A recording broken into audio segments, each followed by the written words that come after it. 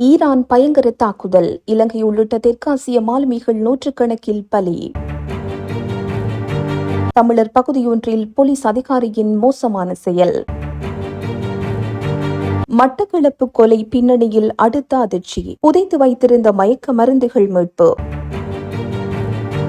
யாழில் விபத்தில் சிக்கியவருக்கு ஒரு வாரத்தின் பின் நடந்த துயரம், கதரும் உறவுகள். தலைமன்னார் கடற்பரப்பில் கைதான 10 இந்திய மீனவர்கள், நீதிமன்றம் வழங்கிய உத்தரவு.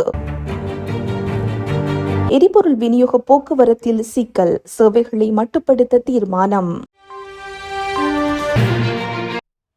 ஈரான் மற்றும் வளைகுடா நாடுகளுக்கிடையே தீவிரமடைந்து வரும் மோதல்கள் காரணமாக வளைகுடா கடற்பரப்பில் பயணித்த சரக்கு கப்பல்கள் மீது ஈரான் நடத்திய ஏவுகணை மற்றும் ட்ரோன் தாக்குதல்களில் நூற்றுக்கணக்கான தெற்காசிய மாலுமிகள் உயிரிழந்துள்ளதாக பிபிசி செய்தி வெளியிட்டுள்ளது. இந்த கொடூர தாக்குதல்களில் உயிரிழந்தவர்களில் பெரும்பாலானோர் இந்தியா, பாகிஸ்தான், இலங்கை மற்றும் பங்களாதேஷ் ஆகிய நாடுகளை சேர்ந்தவர்கள் என்று உறுதிப்படுத்தப்பட்டுள்ளது. கடந்த சில வாரங்களாக வளைகுடா ஒத்துழைப்பு பேரவை நாடுகளின் துறைமுகங்களை நோக்கி சென்ற கப்பல்களை இலக்கு வைத்தே இந்த தாக்குதல்கள் முன்னெடுக்கப்பட்டுள்ளன. இந்த தாக்குதல்கள் சர்வதேச அளவில் பெரும் அதிர்வலைகளை ஏற்படுத்தியுள்ளதுடன் பின்வரும் பாதிப்புகளையும் உருவாக்கியுள்ளது. பாதுகாப்பு அச்சுறுத்தல் காரணமாக பல சர்வதேச கப்பல் நிறுவனங்கள் இந்த பாதையை பயன்படுத்துவதை தற்காலிகமாக நிறுத்தியுள்ளன. வெளிநாடுகளில் பணியாற்றும் மாலுமிகள் அனுப்பும் பணத்தை நம்பியிருந்த ஆயிரக்கணக்கான தெற்காசிய குடும்பங்கள் தற்போது நிற்கதியாகியுள்ளன. பிராந்தியத்தில் நிலவும் போர் சூழல் காரணமாக பல்லாயிரக்கணக்கான தெற்காசிய தொழிலாளர்கள் வளைகுடா நாடுகளை விட்டு வெளியேற தொடங்கியுள்ளனர். இது அந்தந்த நாடுகளின் உள்நாட்டு பொருளாதாரத்தில் நெருக்கடியை ஏற்படுத்தியுள்ளது. அப்பாவி தொழிலாளர்களை இலக்கு வைத்து நடத்தப்படும் இந்த தாக்குதல்களை சர்வதேச மனித உரிமைகள் அமைப்பு வன்மையாக கண்டித்துள்ளன. கடல் மார்க்கமாக பயணிக்கும் பணியாளர்களின் பாதுகாப்பை உறுதிப்படுத்த உலக நாடுகள் உடனடியாக தலையிட வேண்டும் என்று கோரிக்கை வலுப்பெற்று வருகிறது.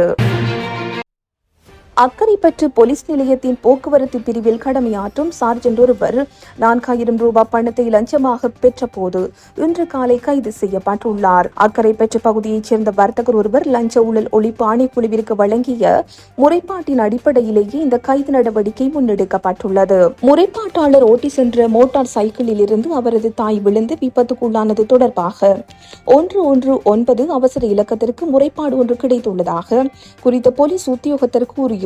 தாயிடம் வாக்குமூலம் பெற்று சட்ட நடவடிக்கை எடுக்காமல் இருக்கவும், பொறுப்பில் எடுக்கப்பட்ட சாரதி அனுமதி பத்திரத்தை மீண்டும் ஒப்படைக்கவும் அவர் லஞ்சம் கோரியுள்ளார். இதற்காக முதலில் 5000 ரூபாய் கோரப்பட்டு அதில் 1000 ரூபாவை முன்பணமாக பெற்றுக்கொண்டு சாரதி அனுமதி பத்திரத்தை வழங்கியுள்ளார். மீதமுள்ள 4000 ரூபாய் பணத்தை வழங்கினால் தாயிடம் மீண்டும் வாக்குமூலம் பெறாமல் 119 முறைப்பாட்டை நீக்கி சட்ட நடவடிக்கைகளில் இருந்து விடுவிப்பதாக அவர் உறுதியளித்துள்ளார். இன்று காலை 10-12 மணியளவில் அக்கரைப்பற்று வைத்தியசாலை வளாகத்தில் வைத்து குறித்த 4000 ரூபாய் பணத்தை பெற்றுக்கொண்ட போதே லஞ்ச ஊழல் ஒழிப்பு ஆணைக்குழுவின் அதிகாரிகளால் அவர் கைது செய்யப்பட்டுள்ளார்.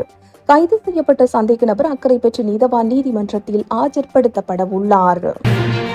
மட்டக்களப்பில் பெரும் பரபரப்பை ஏற்படுத்தியுள்ள கொள்ளைகளுக்காக மயக்க மருந்து கொடுத்து பெண்களை கடத்தி கொலை செய்யும் குழு தொடர்பில் மற்றும் ஒரு தகவல் வெளியாகியுள்ளது.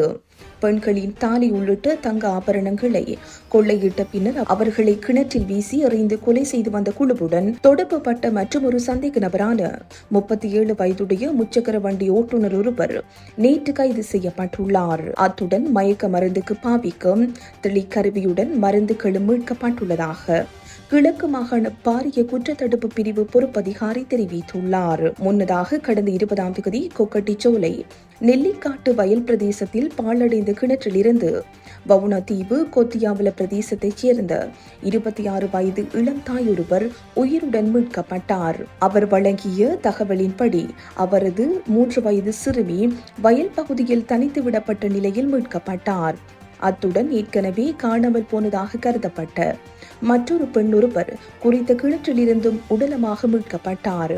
வவுன தீவு காஞ்சிரம்குடா பகுதியைச் சேர்ந்த 26 வயதுடைய பெண், அவரது 34 வயதுடைய கணவர், அவரது 22 வயதுடைய தம்பி மற்றும் கொள்ளையிடப்பட்ட தங்க ஆபரணங்களை கொள்வனவு செய்த ஊரணி திருகோணமலை வீதிகளைச் சேர்ந்த 2 நகையக உரிமையாளர்கள் உட்பட 5 பேர் கைது செய்யப்பட்டனர். அத்துடன் கொள்ளை குழுவிடம் இருந்து 2 முச்சக்கர வண்டிகளும் கோடாரி உட்பட கூறிய ஆயுதங்களும் மீட்கப்பட்டன. இதையடுத்து கைது செய்யப்பட்டவர்களை கடந்த 22ஆம் தேதி மட்டக்களப்பு நீதவான் நீதிமன்றத்தில் முன்னிலைப்படுத்திய போது தங்க ஆபரணங்களை கொள்வனவு செய்த உரிமையாளர்கள் இருவரையும் 27ஆம் தேதி வரை விளக்கமறியலில் வைக்குமாறும், கொலை கொள்ளையில் ஈடுபட்டிருந்த ஒரே குடும்பத்தைச் சேர்ந்த 3 பேரை 72 மணித்தியாலும் தடுப்பில் வைத்து விசாரணை செய்வதற்கும் நீதவான் உத்தரவிட்டார். இந்நிலையில் நேற்று வியாழக்கிழமை இரவு கொள்ளையர்களின் காஞ்சிரம்குடா வீட்டை முற்றுகையிட்ட போலீசார் நிலத்தில் 2 அடி ஆழத்தில் பாதுகாப்பாக பொலித்தீன் பைகளில் சுற்றி வைக்கப்பட்டிருந்த மருத்துவமனைகளில் சத்திர சிகிச்சையின் போது பாவிக்கப்படும் 6 மயக்க மருந்துகளை கொண்ட போத்தல்கள் மற்றும் மயக்க மாத்திரைகளை கைப்பற்றினர். அதனைத் தொடர்ந்து கொக்கட்டிச்சோலை பிரதேசத்தில் வீடு ஒன்றை முற்றுகையிட்டு 37 வயதுடைய முச்சக்கர வண்டி ஓட்டுநர் ஒருவரை கைது செய்தனர். அவரது வீட்டின் நிலத்திலும் புதைக்கப்பட்டிருந்த கொள்ளையர்கள் பயன்படுத்தி வந்த மயக்கத்துக்கு பாவிக்கும் தெளிக்கருவி போத்தல் ஒன்று போலீசாரால் மீட்கப்பட்டுள்ளது. இந்நிலையில் மட்டக்களப்பில் பீதியை ஏற்படுத்தியுள்ள இந்த சம்பவங்களின் பின்னணியில் உள்ள முழுமையான வலையமைப்பை கண்டறியும் நோக்கில் கிழக்கு மாகாண விசேட குற்ற விசாரணை பிரிவினர் மேலதிக விசாரணைகளை மேற்கொண்டு வருகின்றனர். யாழில் வீதியில் பயணித்த நபர் ஒருவர் மோட்டார் சைக்கிள் மோதியதில் இன்றைய தினம் உயிரிழந்துள்ளார். யாழ்ப்பாணம் நாவலர் வீதியைச் சேர்ந்த 62 வயதுடையவரை இவ்வாறு உயிரிழந்துள்ளார். இதுகுறித்து மேலும் தெரிய வருகையில் இவர் கடந்த 18ஆம் தேதி கஸ்தூரியார் வீதியால் யாழ்ப்பாணம் நோக்கி பயணித்துக் கொண்டிருந்தார். இதன்போது வலப்பக்கம் திரும்புவதற்காக மத்திய கோட்டை நோக்கி சென்ற வேளை பின்னால் வந்த மோட்டார் சைக்கிள் அவர் மீது மோதி விபத்து சம்பவித்துள்ளது. குறித்த விபத்தில் படுகாயமடைந்த அவர் யாழ்ப்பாணம் போதனா வைத்தியசாலையில் சிகிச்சைக்காக சேர்க்கப்பட்டார். இருப்பினும் சிகிச்சை பலனின்றி உயிரிழந்துள்ளார். தலைமன்னார் கடற்பரப்பில் வைத்து கைது செய்யப்பட்டு விளக்கமறியலில் வைக்கப்பட்டிருந்த 10 இந்திய மீனவர்களையும் எதிர்வரும் 12 மாதங்களுக்கு ஒத்திவைக்கப்பட்ட 10 வருட சிறை தண்டனை வழங்கி விடுவிக்கப்பட்டுள்ளனர். இலங்கை கடற்பரப்பில் கடந்த மாதம் 19ஆம் தேதி அத்துமீறி மீன்பிடியில் ஈடுபட்ட நிலையில் கைது செய்யப்பட்ட இந்திய 10 மீனவர்களின் வழக்கு விசாரணை நேற்றைய தினம் வியாழக்கிழமை மன்னார் நீதிமன்றத்தில் விசாரணைக்கு எடுத்துக் கொள்ளப்பட்டது. கடந்த மாதம் 19ஆம் தேதி இலங்கை கடற்பரப்பில் வைத்து 2 படகுகளுடன் குறித்த 10 இந்திய மீனவர்களும் கைது செய்யப்பட்ட நிலையில் அவர்கள் மன்னார் நீதிமன்றத்தில் ஆஜர்படுத்திய போது குறித்த மீனவர்களை நேற்று வியாழக்கிழமை 26ஆம் தேதி வரை விளக்கமறியலில் வைக்க உத்தரவிடப்பட்டது. இந்த நிலையில் குறித்த மீனவர்கள் 10 பேர் நேற்றைய தினம் வியாழக்கிழமை மன்னார் நீதிமன்றத்தில் ஆஜர்படுத்தப்பட்டனர். இதன்போது விசாரணைகளை மேற்கொண்ட நீதவான் குறித்த 10 மீனவர்களையும் எதிர்வரும் 12 மாதங்களுக்கு ஒத்திவைக்கப்பட்ட 10 வருட சிறை தண்டனை வழங்கி விடுவிக்கப்பட்டனர்.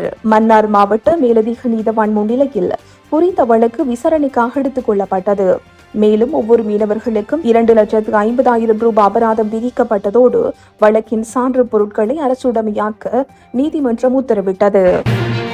இலங்கை எரிபொருள் தாங்கி ஊர்திகளின் உரிமையாளர்கள் சங்கம் இன்று முதல் தனது சேவைகளை மட்டுப்படுத்த தீர்மானித்துள்ளது. சங்கத்தின் தலைவர் சுசாந்த ஜெயவர்தன விடுத்துள்ள அறிவிப்பின்படி 2025 செப்டம்பர் முதல் நடைமுறையில் இருந்த எரிபொருள் விலை சூத்திரத்தை தற்போதைய நிர்வாகம் சிதைத்துள்ளதாக சங்கம் குற்றம் சாட்டியுள்ளது.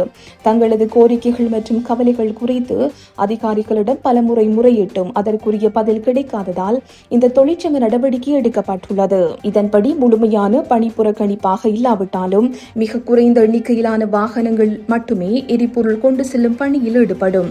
மீதமுள்ள வாகனங்கள் சேவையிலிருந்து விலக்கிக் கொள்ளப்படும் என்று தெரிவிக்கப்பட்டுள்ளது. இத்துடன் இன்றைய பிரதான செய்திகள் நிறைவு பெறுகின்றன. உச்சி மீது வானிடிந்து வீழுகின்ற போதிலும்